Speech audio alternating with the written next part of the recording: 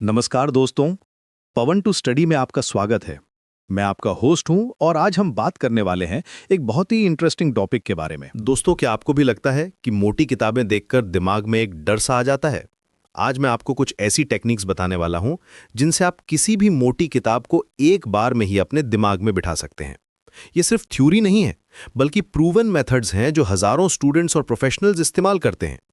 सबसे पहले बात करते हैं प्रीव्यू मेथड की। जब भी आप कोई नई किताब पढ़ने बैठते हैं तो पहले उसका टेबल ऑफ कंटेंट्स देखिए, फिर हर चैप्टर का पहला और आखिरी पैराग्राफ पढ़िए। इससे आपके दिमाग में एक मेंटल मैप बन जाता है। ये बिल्कुल वैसे ही है जैसे आप किसी नए शहर में जाने से पहले गूगल मैप्स पर रूट देख लेते हैं। आपका ब्रेन पहले से ही जानता है कि इंफॉर्मेशन कहाँ मिलने वाली है। अब आती है सबसे पावरफुल टेक्निक, एक्टिव रीडिंग। बस किताब को आंखों से स्कैन करना काफी नहीं है, आपको अपने हाथों में पेन लेकर बैठना होगा।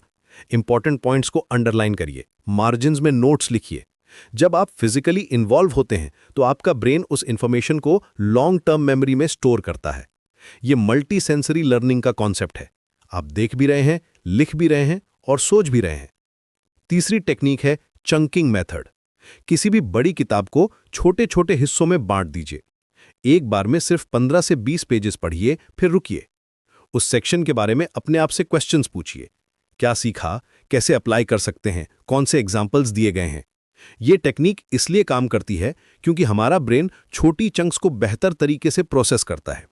चौथी और बहुत ही इफेक्टिव टेक्निक है स्पेस्ड रेपिटिशन। एक बार पढ़कर किताब बंद कर देना सबसे बड़ी गलती है। आपको सिस्टमैटिक रिवीजन करना होगा।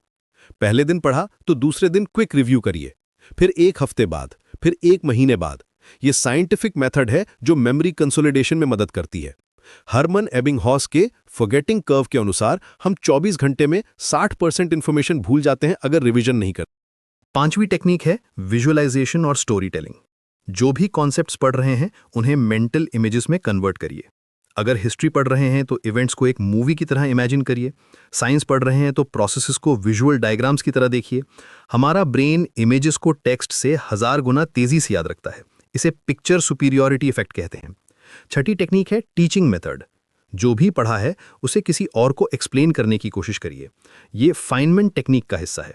जब आप किसी कॉन्सेप्ट को सिंपल वर्ड्स में एक्सप्लेन कर सकते हैं तभी आप उसे सच में समझे हैं। अगर कोई सुनने वाला नहीं है तो मिरर के सामने खुद को पढ़ाइए। सातवीं और बहुत इंपॉर्टेंट टेक्निक है एनवायरनमेंट ऑप्टिमाइजेशन। आपका स्टडी स्पेस बहुत मैटर करता है। एक डेडिकेटेड रीडिंग कॉर्नर बनाइए जहां सिर्फ पढ़ाई का काम हो। फोन को साइलेंट मोड में रखिए या दूसरे रूम में छोड़ दीजिए। रिसर्च बताती है कि मल्टीटास्किंग से मेमोरी फॉर्मेशन में 30 से 40% तक कमी आ जाती है। आठवीं टेक्निक है माइंड मैपिंग। हर चैप्टर के बाद एक विजुअल माइंड मैप बनाइए। सेंटर में मेन टॉपिक लिखिए, फिर ब्रांचेस में सब टॉपिक्स। ये टेक्निक टोनी बुजान ने डेवलप की थी और ये लेफ्ट ब्रेन और राइट ब्रेन दोनों को एक्टिवेट करती है। माइंड मैप्स लीनियर नोट से 5 गुना ज्यादा इफेक्टिव होते हैं इंफॉर्मेशन रिटेंशन के लिए। नौवीं टेक्निक है पोमोडोरो टेक्निक का modified version. 25 minute intense reading, फिर 5 मिनट ब्रेक।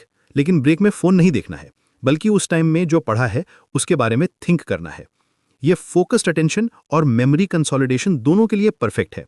10वीं और फाइनल टेक्निक है इमोशनल कनेक्शन।